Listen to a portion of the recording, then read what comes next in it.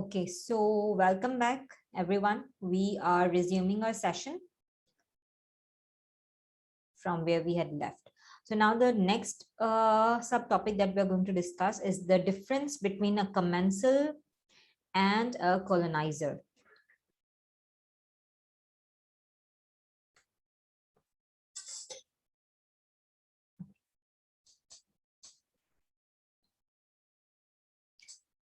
A colonizer is an organism which is present in a body site, but it does not cause symptoms or clinical manifestations. It is a form of carriage, but it can be a potential source of transmission. हमारे पास colonizers वो organisms होते हैं, in simple words, जो हमारे body पे होते हैं, they are there, they are present, but they do not manifest. लेकिन उनमें ये पोटेंशियल होता है कि they can convert into an infection once they get the proper habitat या प्रॉपर उनको अगर एनवायरनमेंट मिलती है तो they can be a potential source of transmission and it is a form of carriage. ठीक है, सबसे कॉमन एग्जांपल हमारे पास कोलोनाइजेशन का है मरसा.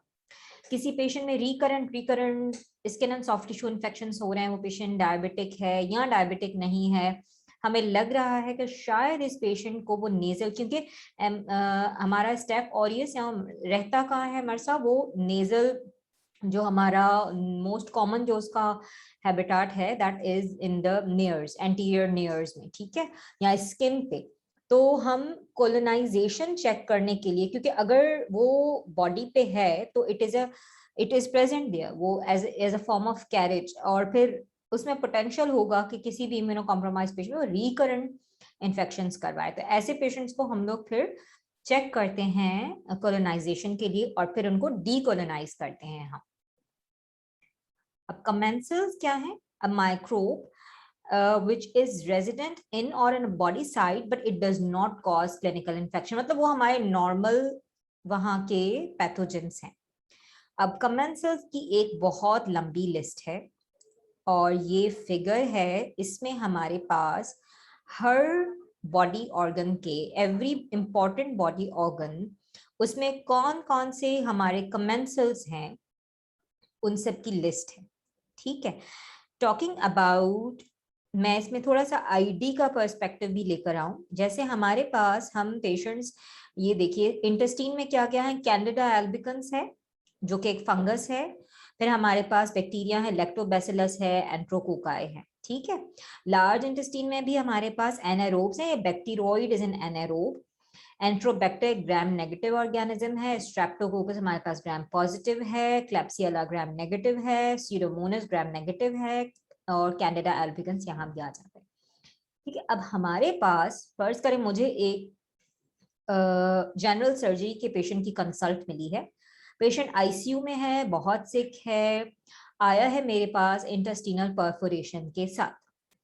ठीक है, पेशेंट ऑपरेट हो गया, उसकी जो भी गट परफोरेटेड थी वो सूचर कर ली, वो जो भी सर्जिकल प्रोसीजर करना था वो हो गया. अब मुझे डिसाइड करना है कि पेशेंट को मुझे कौन सी एंटीबायोटिक देनी, क्योंकि पेशेंट में है, मैं वेट नहीं कर सकती कि मैं मेरे पास कल्चर्स आए तो फिर मैं देखूं, मेरे पास कुछ हो तो फिर मैं. Sepsis is an infectious diseases emergency. ठीक है, आईडी में सिर्फ 3 इमरजेंसीज हैं, बाकी मेडिसिन की फील्ड में डिफरेंट इमरजेंसीज हैं, लेकिन आईडी में हम लोग कहते हैं कि हमारे पास सिर्फ 3 इमरजेंसीज हैं. Number 1 is sepsis, number 2 is meningitis, number 3 is necrotizing fasciitis. ये 3 ऐसे डेंजरस इन्फेक्शंस हैं in which we can not hold off on the antibiotics. अगर हमें इन चीजों में broad spectrum antibiotic coverage initially देना है तो वो हम पहले देंगे, because saving the life of the patient is more important than saving antibiotics in this context, only in this context. ठीक है, अदरवाइज हमारे पास टाइम होता है कि हम सोच के ये देना है, ये देना है, क्या करना है. ठीक है, ये 3 चीजें ऐसी हैं जिसमें हमें पहले एंटीबायोटिक्स देनी है ताकि सेप्सिस का बर्डन कुछ कम हो, फिर हम देखते रहेंगे, कल्चर्स फॉलो करते रहेंगे. ठीक है, अब ये पेशेंट मेरे पास आया इंटेस्टिनल परफोरेशन के साथ और उसकी लार्ज इंटेस्टाइन परफोरेट हो गई है. ठीक है, मेरे पास अब क्या क्या ऑर्गेनिजम्स हैं जिनको मुझे कवर करना है. ये जो कमेंसल्स वाली बात है नॉर्मल ह्यूमन माइक्रोबायोटा की, ये इस चीज के लिए इंपॉर्टेंट है कि अगर हमारे पास 3 डेंजरस इन्फेक्शंस, तो डेंजरस इन्फेक्शंस हमारे पास सीरियस इन्फेक्शंस कौन से हैं? Sepsis, and the other is necrotizing fasciitis, and the third is bacterial meningitis. These are the 3 infections in which we have to take prompt and quick action. ठीक है, अब ये जो हमारे कमेंसल्स हैं ये यहाँ पे हैं, कुछ भी नहीं कर रहे, ठीक है, नॉर्मल गट में मौजूद हैं, लेकिन अगर एक बार गट परफोरेट हो गई, ठीक है, तो देयर आर चांसेस के ये ऑर्गेनिजम्स बाहर निकल आएंगे, ठीक है, देयर आर चांसेस के ये सेप्टिसीमिया करवाएंगे। उसकी वजह ये है कि ये इंटेस्टाइन के लिए कमेंसल हैं, ठीक है, वहां का नॉर्मल वो है, लेकिन अगर इनमें से कुछ भी ब्लड में आ गया तो ऑब्वियसली ब्लड एक स्टेराइल फ्लूइड है, ठीक है, या तो इस चीज का बहुत एक रिस्क होता है जब पेशेंट हमारे पास इंटेस्टाइनल परफोरेशन में सेप्सिस के साथ आते हैं या इंट्रा एब्डोमिनल इन्फेक्शन वर्सन होता है। तो कहने की बात यह है कि जब मैं किसी पेशेंट के लिए एंटीबायोटिक्स डिसाइड कर रही हूँ तो मुझे कौन से ऑर्गेनिजम्स को टारगेट करना है? ग्राम नेगेटिव्स को, ठीक है, ग्राम पॉजिटिव्स को जिसमें स्ट्रेप्टोकोकस है, और एक बहुत इंपॉर्टेंट है एंट्रोकोकस, ठीक है, और तीसरी चीज है फंगल। हम एकदम से सारी चीजें नहीं शुरू करते हैं, हम पहले बैक्टीरियल कवरेज देते हैं ग्राम नेगेटिव के लिए, पेशेंट ने रेस्पॉन्ड नहीं किया, ठीक है, फिर हम सोचते हैं शायद एंट्रोकोकस हो, क्योंकि कल्चर तो आने में टाइम लगाएगा, फिर हम एंट्रोकोकस के लिए देते हैं हमारे पास। अगर एक देखें, अगर एंट्रोकोकस एम्पिसिलिन सेंसिटिव होगा तो वो हम अगर कोई कार्बापेनम चूज कर रहे हैं, ये टर्म्स मैं इसलिए यूज कर रही हूँ क्योंकि आई एक्सपेक्ट कि ये वर्ड्स आप लोग आपकी अंडरस्टैंडिंग में होंगे।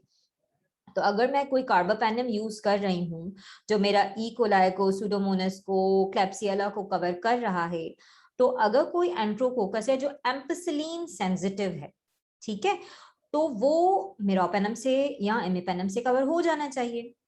लेकिन अगर वो नहीं हो रहा, जिसका मतलब ये है कि अगर पेशेंट को फीवर आ रहा है डिस्पाइट गिविंग कार्बापेनम, मैंने 24 आवर्स देखे नहीं आ रहा, then I will have to add on something which covers ampicillin resistant enterococcus, मतलब vancomycin में भी मुझे ऐड करनी पड़ेगी, ठीक है, ताकि अगर कोई ऐसी स्पीशी है, एंट्रोकोकस पीसीएम है यूजुअली जो कि हमारा एम्पिसिलिन रेजिस्टेंट होता है, अगर वो है तो मैं वैंकोमाइसिन ऐड करूं ताकि एंट्रोकोकस कवर हो जाए, ठीक है।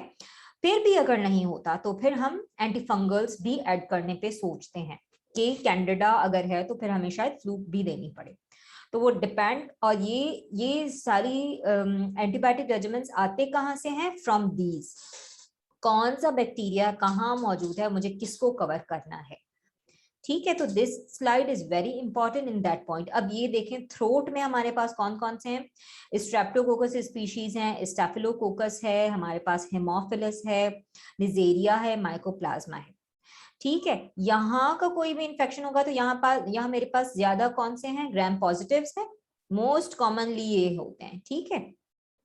तो मैं यहाँ पे कोई ऐसी एंटीबायोटिक दूंगी जो कि मेरे यहाँ ये इन कॉमन चीजों को कवर कर ले, ठीक है। नेजल एरिया में मैंने कहा था स्टेफिलोकोकस हमारा नेजल एरिया में रहता है नॉर्मल, ठीक है।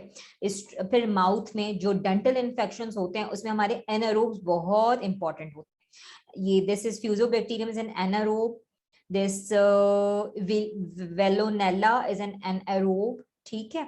और स्ट्रेप्टोकोकस हमें पता है वो जीपीसी है, कैंडिडा यहाँ भी आ जाएगा, ठीक है।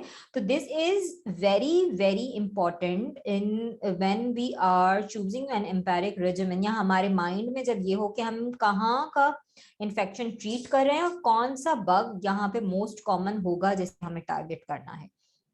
तो ये पॉइंट जो है दिस इज मतलब ये जो हमारी स्लाइड है ये इस पर्सपेक्टिव से इज वेरी वेरी इंपॉर्टेंट, ठीक है। Now the next part is communicable diseases. Communicable diseases are illnesses that are caused by viruses or bacteria that people spread to one another through contact with contaminated surfaces, body fluids, blood products, insect bites, and through the air. There are many examples of communicable diseases, some of which require reporting. अब ये बहुत important perspective होता है communicable diseases का, reporting, ठीक है, हमें कौन सी कम्युनिकेबल डिजीजेस को रिपोर्ट करना है, हम पाकिस्तान में रहते हैं, हमें कहाँ रिपोर्ट करना है, ये मैं नेक्स्ट उसमें आपको जो है वो नेक्स्ट स्लाइड्स में बताती हूँ. They you will see them in the next slides. ठीक है, okay. Some examples of communicable diseases include HIV, hepatitis A, B, C, measles, salmonella, and blood-borne illnesses. इसमें हमारे वायरल हेमरेजिक फीवर्स भी आ जाते हैं. Most common forms of spread include feco oral. Hepatitis A हमारा feco oral route से होता है. ठीक है, फूड जो मुख्तलिफ किस्म के डायरिया होते हैं, they are food borne. Salmonella हो गया, सैल्मोनेला स्टेफ ऑरियस हो गया. ठीक है, sexual intercourse, hepatitis B, HIV, insect bite से हमारे पास हेमरेजिक फीवर्स हैं जिसमें डेंगू फीवर आ जाएगा, मलेरिया आ जाएगा. ठीक है, contact with contaminated fomites, droplets या स्किन कॉन्टैक्ट. ठीक है, droplets, Covid pneumonia the most common example आजकल के दौर में. ठीक है, स्किन कांटेक्ट से हमारे ये जैसे स्केबीज है, एक्सटेंसिव लाइस है, ये सारे जो हैं they are spread through skin contact. ठीक है, अब कुछ इंपॉर्टेंट कम्युनिकेबल डिजीजेस की थोड़ी सी details. First of all we will discuss a bit about hepatitis. So hepatitis is a form of communicable disease that is spread through the fecal-oral route. An individual is exposed to hepatitis by coming in contact with blood products, consuming contaminated water, having sex, or eating food that is contaminated by the virus. ठीक है, blood product से हमारा कौन सा hepatitis spread होगा? Hepatitis B. Contaminated water से hepatitis A, E. ठीक है, हमारा eating food with contaminated से hepatitis A, E. There are 6 criteria that need to be met to diagnose a hepatitis infection. अब वो कौन से criteria है? Infectious agent होना चाहिए, रिजर्वॉयर कौन सा है हमारे पास, route of infection, transmission mode, route of entry, और ससेप्टेबल सब्जेक्ट हो जिसको वायरस जाके इन्फेक्ट करे. Hepatitis A is a communicable disease which is preventable through vaccination. Vaccinations और immunizations पे हमारे next coming lectures हैं, तो उस पे हमारा ज्यादा डिटेल में immunization और vaccinations की बात होगी. This is a very important perspective of ID. ठीक है, तो HIV is preventable through vaccination. Hepatitis A affect कहाँ करेगा? Liver, and it causes jaundice. It is transmitted person to person through consumption of food, oral sexual contact, poor hand hygiene, especially after using the bathroom or changing diapers, and water that is contaminated. इसलिए हम hepatitis A के patients को जब भी discharge करते हैं तो उनको पानी उबाल के पीना है. ये इंस्ट्रक्शन अगर आपने अपने हेपेटाइटिस ए के पेशेंट को डिस्चार्ज करते हुए नहीं दी तो you have not dealt with the patient properly. पानी उबाल के पीना है, हाथ साफ करके खाना खाना है, बाहर का खाना नहीं खाना है, आपने जो भी खाना बनाना है घर पे बनाना है साफ सुथरा. ठीक है, stool concentrations are the highest 2 weeks after transmission. Patients are considered non-infectious about a week after inoculation on the onset of jaundice. तो अगर हम non-infectious उनको कब consider करेंगे? After about a week of jaundice. अगर jaundice होते हुए 1 week हो गया है तो then the patient can be non-infectious. मतलब वो shedding कम हो जाएगी उसमें, viral shedding. Patients who are symptomatic, तो कौन से symptoms होंगे? फीवर हो सकता है, मैलेज, जॉन्डिस हो सकती है, एग्जामिनेशन भी हमें हेपेटोमेगाली मिलेगी, मतलब लिवर एनलार्ज्ड होगा, एब्डोमिनल पेन होगा. ठीक है, लैब पैरामीटर्स हमें कौन से डीरेंज मिलेंगे? अमाइनो ट्रांसफेरेजेस जो कि ग्रेटर देन 1000 तक हो सकते हैं, और इनको डायग्नोज करने के लिए हम IgM एंटीबॉडी करवाते हैं. स्पेसिफिक थेरेपी कोई भी नहीं है हमारे पास. We just have to treat the patient with supportive and conservative management. लेकिन prevention is very very important, जिसमें पर्सनल हाइजीन है और इम्यूनाइजेशन है. ठीक है, ये 2 और communicable diseases, measles, very important and a very dangerous disease in respect to an outbreak. With respect to an outbreak, अभी कुछ दिनों पहले हमने मीजल्स का आउटब्रेक देखा हुआ था. हमारे पास पीड्स के बहुत सारे पेशेंट्स आ रहे थे with the diagnosis of measles. Measles is an acute viral respiratory illness. अच्छा, यहाँ मैं अपने ऑडियंस से एक क्वेश्चन करूंगी, ये चीज आगे आएगी, बट जस्ट फॉर नाउ अगर किसी किसी पेशेंट को मीजल्स है तो आप उस पर कौन से कॉन्टैक्ट प्रिकॉशंस लेंगे? आई मीन उस पर कौन से प्रिकॉशंस लेंगे? Standard, contact, droplet, airborne?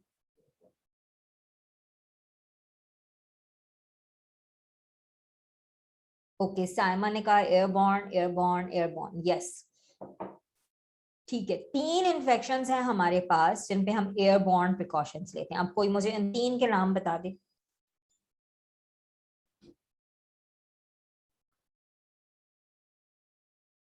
There are 3 infections in which we have to take airborne precautions. Yes, एक टीबी है, एक मीजल्स है, और तीसरा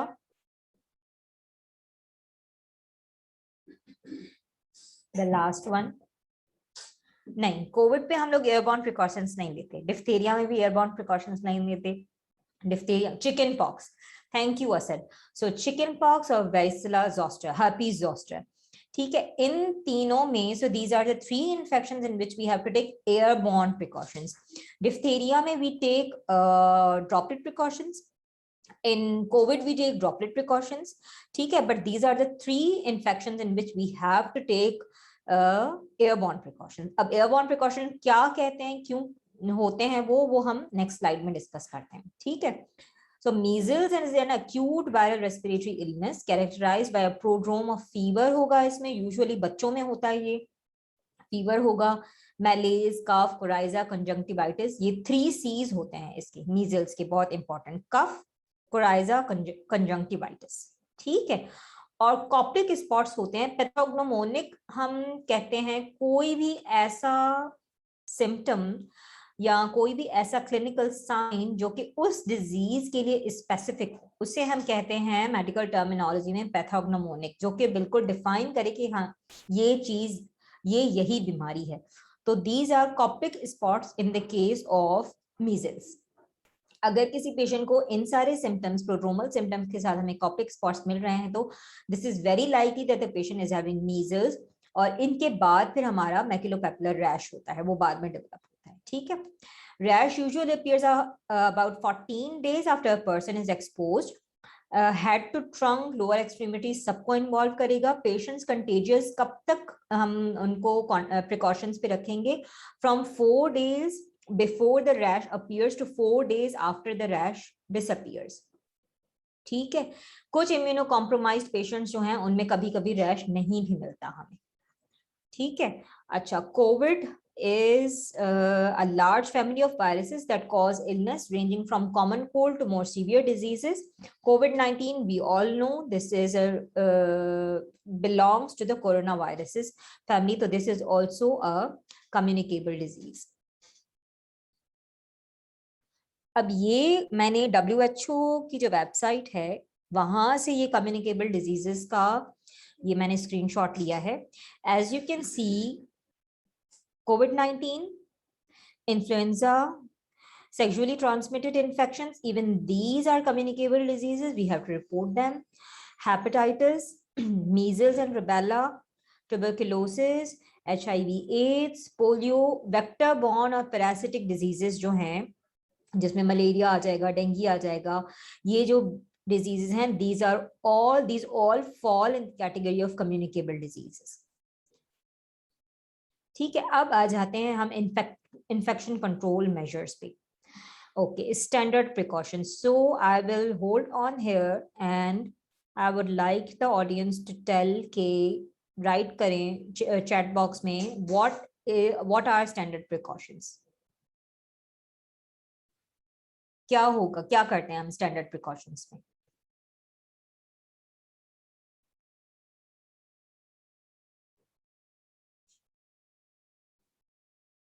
hand hygiene, yes, very good, and is applicable for all patients, बिल्कुल ठीक है। कफ एटिकेट हो गया, और so hand hygiene is very very important, ठीक है। And as very rightly said, it is applicable for all the patients. Cleaning environment, ठीक है। Hand hygiene, gloves, okay, waste disposal, ठीक है। Yes, these are used on all patients. ठीक है, so hand hygiene is very very very important. Hand hygiene and gloves. Okay, aseptic measures, yes. ठीक है, अच्छा अब मुझे बता दें contact precautions क्या हैं. What comes under the headings of contact precautions?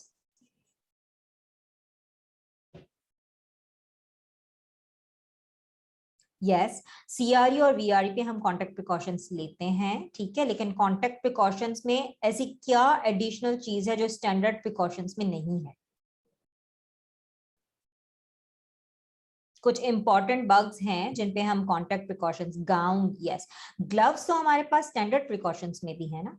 Gown is something which comes in हमारा कॉन्टैक्ट प्रिकॉशंस, जो कि एक एडिशनल चीज है इसमें. ठीक है, अच्छा अब ड्रॉपलेट और एयरबॉर्न प्रिकॉशंस में डिफरेंस क्या है? क्यों हमने कुछ डिजीजेस को we have separated them to be on airborne precautions and why do some of the rest of the infections they need droplet precautions? क्या फर्क है airborne और droplet में? कुछ infectivity का फर्क है? Yes, N95 and face shield हम पहनते हैं. This is important in airborne precautions. ठीक है, droplet precautions में हम मास्क तो हम उसमें भी पहनेंगे, ठीक है, और इन्फेक्टिविटी के पॉइंट से हमारे ड्रॉपलेट और एयरबॉर्न प्रिकॉशंस में डिफरेंस ये होता है कि ड्रॉपलेट प्रिकॉशंस जो हैं, यस, एरोसोल जनरेशन जो होती है, ठीक है, this is an airborne precautions. इसकी वजह ये है कि वो जो पार्टिकल होगा, अगर किसी पेशेंट ने कफ किया, स्नीज किया, तो वो पार्टिकल्स इतने छोटे होंगे, लेस देन 5 माइक्रोमीटर के, if I am not wrong, less than 5 micrometre के होंगे, तो वो ज्यादा दूर तक जाएंगे, ज्यादा देर तक हवा में रहेंगे, ठीक है, और वो देयर आर चांसेस, क्योंकि वो ज्यादा देर तक हवा में रहेंगे, बिकॉज दे आर लाइट, तो वो फ्लोट करते रहेंगे, ठीक है, और ज्यादा दूर तक जाएंगे, तो इसका मतलब ये है कि वो ज्यादा लोगों को इन्फेक्ट करने के चांसेस होंगे.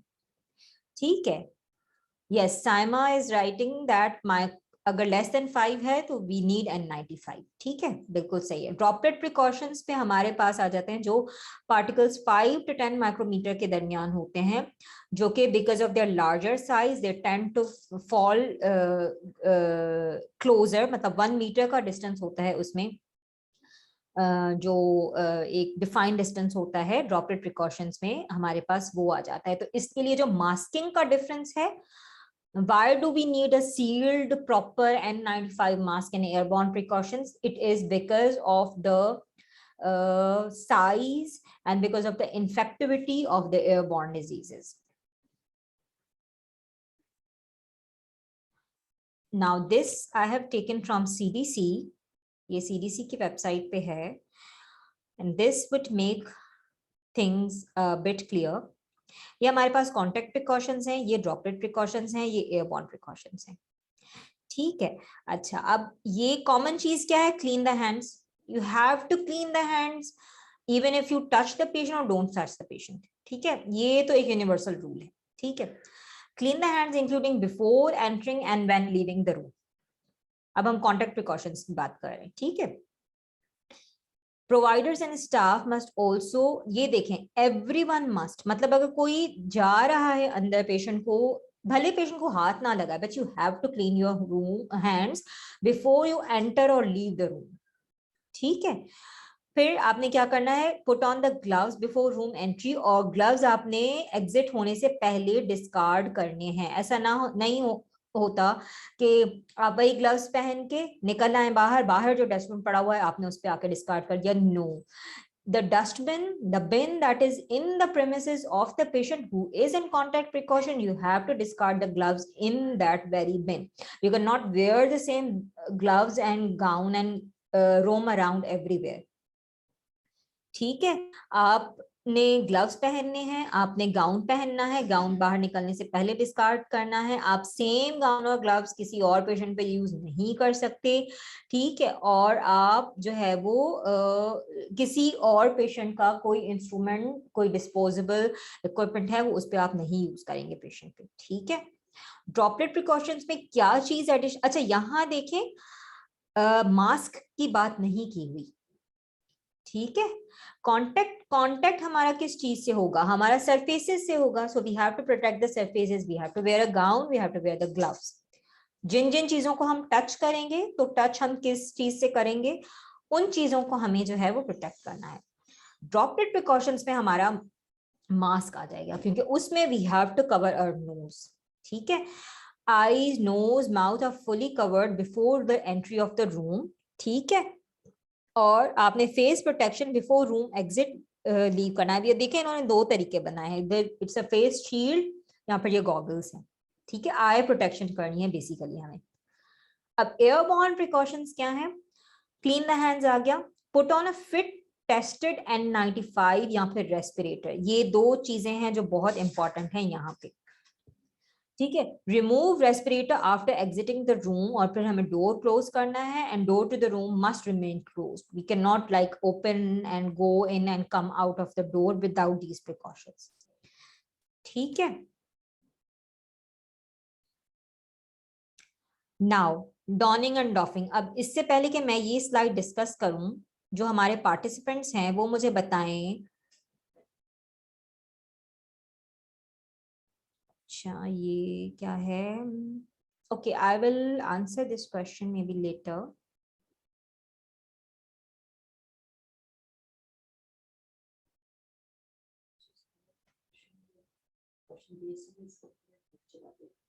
ठीक है, ये जो प्रिकॉशंस हैं इसकी डिटेल्स जामिन आप जो हैं वो हमारे नेक्स्ट सेशंस में हैं डिस्कशन, ठीक है। तो जो भी आपकी क्यूरी और कंफ्यूजन होगी ना, वो आपके नेक्स्ट सेशंस में मजीद क्लियर हो जाएगी, ठीक है। अच्छा अब मुझे ये बताएं कि अगर आपने पीपी पहनना है किसी पेशेंट को अंदर जाने में, किसी रूम, किसी पेशेंट को आप देखने जा रहे हैं, कैसे पहनेंगे, पहले क्या पहनेंगे और पहले क्या उतारेंगे? Yes, gown, mask, gloves, yes, hand hygiene first, बिल्कुल। हैंड हाइजीन नहीं भूलनी हमें कहीं भी, ठीक है। अच्छा ये है the proper way to don and off, this is donning and this is doffing, ठीक है। अब डॉनिंग में हम क्या क्या करना है, प्री डॉनिंग इंस्ट्रक्शंस हैं। For girls specially tie the hair back, हमारे बाल वाल पूरे पीछे बंधे हुए होने चाहिए, if there is an excessive jewellery we have to remove that, ठीक है। सबसे पहले हम क्या पहनेंगे, we have to wear the gown, ठीक है। Then we wear the respirator, और फिर हमें उसका फिट चेक करना होगा। Then we wear eye protection, सबसे एंड में हम ग्लव्स पहनते हैं, और सबसे पहले उतारेंगे क्या, ग्लव्स, ठीक है। ग्लव्स उतारेंगे, हैंड्स को क्लीन करेंगे अल्कोहल जेल से, फिर हम गाउन रिमूव करेंगे, फिर हम eye protection, respirator is the thing which you have to remove in the very very end, ठीक है। और फिर हम सब कुछ रिमूव करने के बाद भी again wash the hands with soap and water. तो यूं समझ लें कि इन्हीं स्टेप्स का रिवर्स हो जाता है, ठीक है। सबसे में हमें ग्लव्स पहनने होंगे, और सबसे पहले हमें ग्लव्स रिमूव करने होंगे, और हमें हैंड हाइजीन करनी पड़ेगी, ठीक है। Okay, so after this is very important. What are the 5 movements of hand hygiene? Hand hygiene, hand hygiene, hand hygiene हम कर रहे थे ना यहाँ पे। तो अब ये these are the important 5 moments of hand hygiene. Before touching a patient, before a procedure, after a procedure or body fluid, ठीक है। Yes, shoe cover is included in the PPE, ठीक है। तो वो भी हम यूज होता है, सही है। तो शू कवर एंड कैप इसमें नहीं था, but yes we do use them in the PPE, ठीक है। Okay, so these are the 5 steps of hand hygiene: before touching a patient, before a procedure, after a procedure of body fluid exposure, risk after touching the patient, and after touching patient's surroundings. अब इसमें interesting बात ये है कि इन सारे steps में हम सबको सारे स्टेप्स याद होते हैं सिवाय इस स्टेप नंबर 5 के, टच करने से पहले भी हम हैंड्स साफ करेंगे, टच करने के बाद तो लाजमी करते हैं, ठीक है। प्रोसीजर करने से पहले हमें याद होता है हैंड हाइजीन करनी है, प्रोसीजर के बाद भी याद होता है, but this is something which we forget, and this is probably the reason कि हमारा कॉन्टैक्ट प्रिकॉशन क्यों सही नहीं हो पाता। हम भूल जाते हैं कि हम अगर पेशेंट की प्रेमिसेस में आए हैं, पेशेंट की सराउंडिंग्स में आए हैं, तो we have to clean the hands after even coming in the patient surroundings, ठीक है। तो this is a very important aspect which we usually forget. So this is something that we need to keep in mind. These are some of the infections. Standard precautions apply on every infection and on every patient, ठीक है। Airborne precautions as was discussed previously, कौन से हमारे हैं? herpes zoster या chicken pox है, tuberculosis है, influenza है, ठीक है। और हमारा आ जाता है कॉन्टैक्ट प्रिकॉशंस में, हमारे MDROs हैं, ब्रूसेलोसिस है, ठीक है। चिकन पॉक्स पे हमारे कॉन्टैक्ट प्रिकॉशंस भी होंगे, उसके साथ एयरबॉर्न भी होंगे, ठीक है। कंजंक्टिवाइटिस है, हेपेटाइटिस है, और ड्रॉपलेट प्रिकॉशंस में कोविड है, एनी सॉर्ट ऑफ निमोनिया, ठीक है, उसमें हम लोग ड्रॉपलेट प्रिकॉशंस रखते हैं। मर्स कोवी है, रुबेला है, वायरल हेमरेजिक फीवर्स है,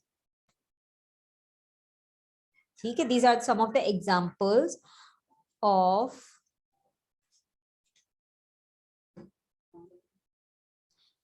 now this is probably the last topic. No, it's not the last topic, it's the second last topic. So notifiable diseases क्या हैं हमारे पास? Notifiable diseases are any of the health conditions that upon detection are required to be reported to public health authorities, ठीक है। ये हम report करनी होगी, ये these are the notifiable diseases, ठीक है। The collation of information allows authorities to monitor the disease. ये क्यों important है? ताकि हम disease को monitor कर सकें, and provides early warning of possible outbreaks. मतलब ये वो diseases हैं जिनका outbreak में convert होने का chance होता है, तो these are to be notified. और in the case of a livestock diseases होती है, उसमें हमारे पास if there is a need to kill the infected livestock, then that is also important, and that is the importance of a notifiable disease. Now this is a huge exhausting list of notifiable diseases. अब इसमें हमारी जो important हैं, ये देखिए, disease लिखी हुई है और causative pathogen लिखा हुआ है उसके आगे, ठीक है। अब हमारी common कौन सी है? measles है, ये note if अगर हम clusters में कहीं भी कोई भी इन्फेक्शन देख रहे हैं, तो we have to notify the authorities, ताकि उसको हमारा जो है वो आउटब्रेक में कन्वर्ट होने से रोका जा सके या उसको फॉलो किया जा सके, ठीक है। मीजल्स है, यहाँ पे हमारा प्लेग है, रेबीज है, सैल्मोनेला है, सैल्मोनेला का हमारे पास आउटब्रेक हो चुका है, ठीक है। सार्स आ गया, स्मॉल पॉक्स अब इरेडिकेट हो गई है हमारे पास, ठीक है। तो देर आर वायरल फीवर्स है, वायरल हेमरेजिक फीवर्स, और हमें नोटिफाई करना होता है लाजमी, this is very very important. Malaria, influenza, ठीक है, हेपेटाइटिस, ये chicken pox, this is something, these are all the notifiable diseases. Okay, now this is what do we mean by zoonotic diseases? Zoonotic diseases या zoonosis हम उन्हें कहते हैं, these are the infectious diseases that are transmitted between species from animals to humans या humans to animals, लेकिन mostly animals to humans, ठीक है। zoo means तो ये एनिमल्स टू ह्यूमंस ट्रांसमिट होती हैं डिजीजेस, ठीक है। अब कैसे ट्रांसमिट होंगी?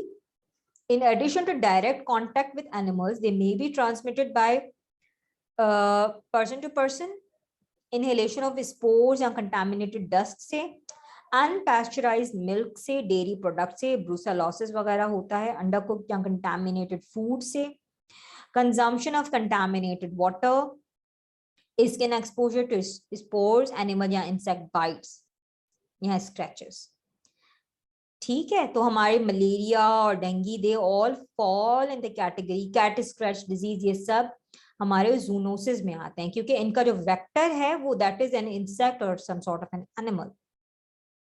ठीक है। 60% of diseases in the world are zoonotic, meaning it can spread from animals to people. So monitoring and controlling of these diseases is very important, and is very important as a safeguard, so that we can safeguard the public health. Now this table shows some of the very important zoonoses. अब ये देखिए anthrax, इसका causative organism क्या है? Anthracis। और ये spread कहाँ से होगा? Livestock से, wild animals से। And what is the usual mode of transmission? It's either direct contact है या injection है।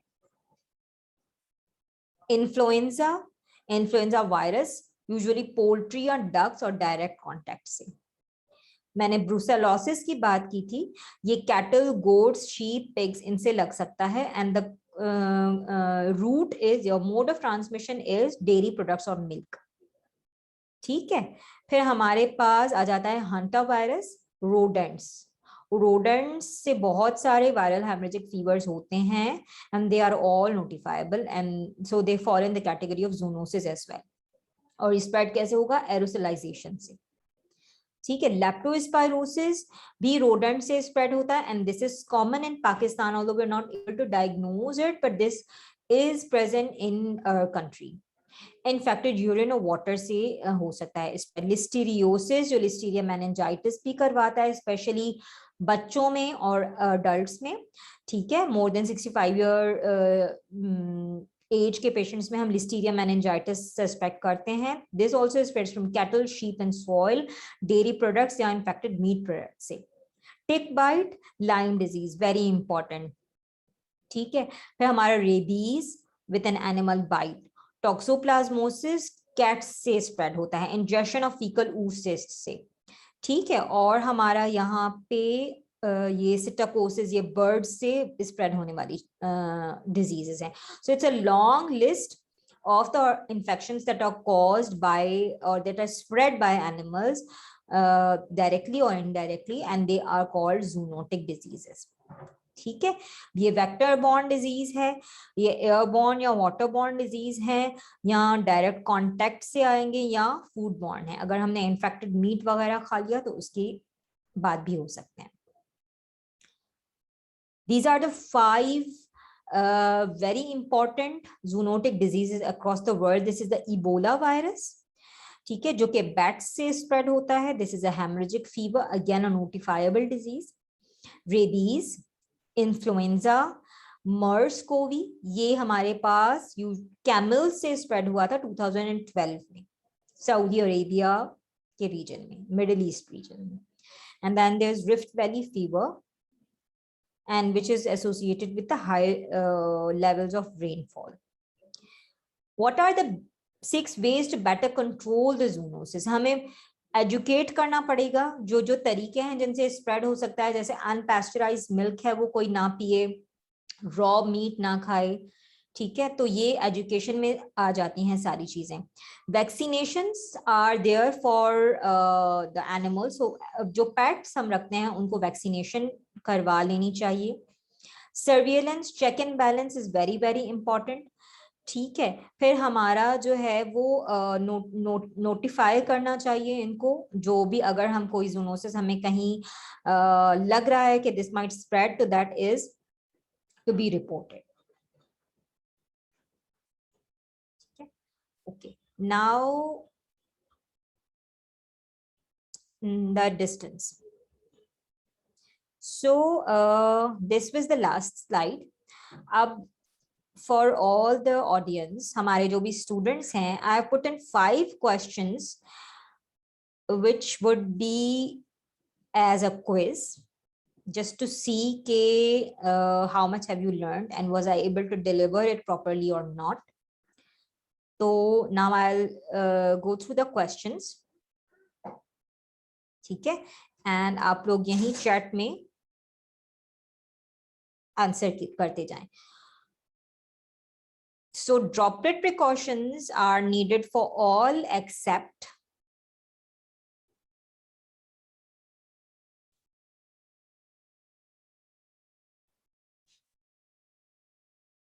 ओके, बी, ठीक है। हम्म,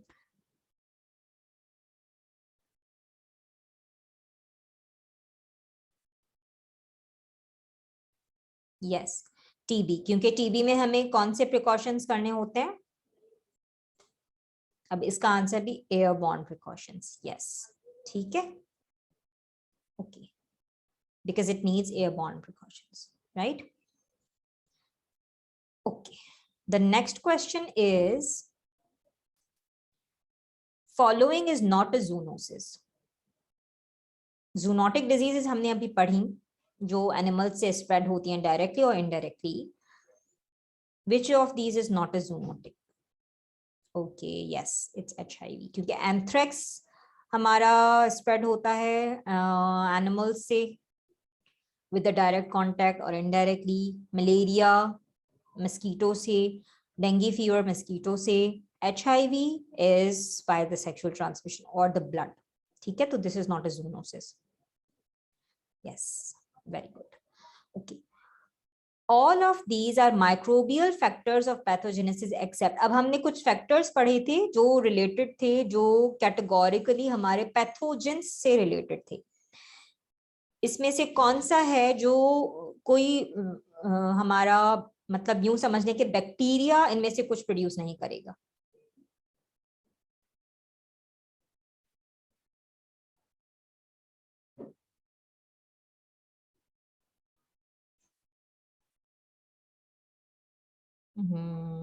नहीं, इसका आंसर होगा प्रोडक्शन ऑफ साइटोकाइन, डी। उसकी वजह ये है, यस, जामिन is right. So toxins pathogens produce कर सकते हैं, ठीक है। सेल वॉल कंपोनेंट्स है, तो bacterial cell wall components, glycoproteins, lipopolypeptides, जो भी उनके सेल वॉल कंपोनेंट्स हैं, वो सब बैक्टीरियल पैथो या जो भी माइक्रोब्स की पैथोजेनेसिस है उसमें उनका there is a very important role. Enzymes, जैसे हमने स्टेफ में डिस्कस किया था, बहुत सारे एंजाइम्स प्रोड्यूस करते हैं, ठीक है। Cytokine production is something which is not related to the microbe itself, वो हमारी होस्ट के जो फैक्टर्स हैं वो इम्यूनिटी में आ जाएगा, तो ये डायरेक्टली पैथोजन प्रोड्यूस नहीं कर रहा, ठीक है। तो इसका आंसर हो जाएगा production, cytokine production, okay. 5 steps of hand hygiene,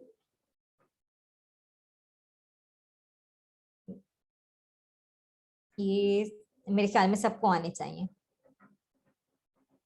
इसी में लिख दें, इसके मैंने ऑप्शंस नहीं लिखे। Yes, so it's before patient, it's after, before touching the patient, after touching the patient, after touching the patient's surroundings, very, very, very important. Before doing any aseptic procedure and after doing the procedure.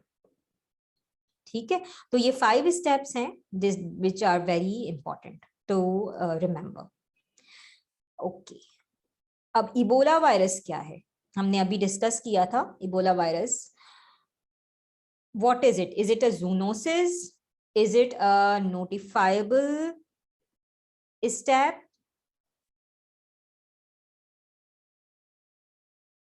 Yes, Sadia, you're right. So, yes, I was asking about the 5 movements of hand hygiene, not the steps. Yes, thank you. Thank you for the correction. Okay, so Ebola virus is what? Is it a zoonosis or is it a notifiable disease? Or is it both A and B or none of above? Yes, so it's not only a zoonosis, but it's a notifiable disease as well. And someone had written that it is a spread through bed. So yes, that's very right. और हमें ये एक zoonotic disease है जिसे हमें notify करना पड़ेगा, because this is falls in, this has the tendency to get into an outbreak. तो ये outbreak prone जो infections हैं उनको हमें report करना पड़ता है, ठीक है। So that was my last slide. I hope that you people understood what I tried to convey. Yes, you're all passed. Yes, Saima, you have all cleared. Very good. Nice students. Okay, so still if you have some questions like कुछ PPE से related कुछ questions से contact precaution से मतलब precaution से related कुछ questions से, तो वो आगे अभी sessions होंगे, तो उसमें जो आपकी queries हैं वो clear हो जाएंगे उसमें इंशाल्लाह. Okay, so it's okay, one wrong सबका ही हुआ था, no problem. ठीक है, okay, all the best for your next sessions, and now I'll take a leave. Thank you for joining us. Okay, you'll get the recordings of the sessions. Okay, Nafiz.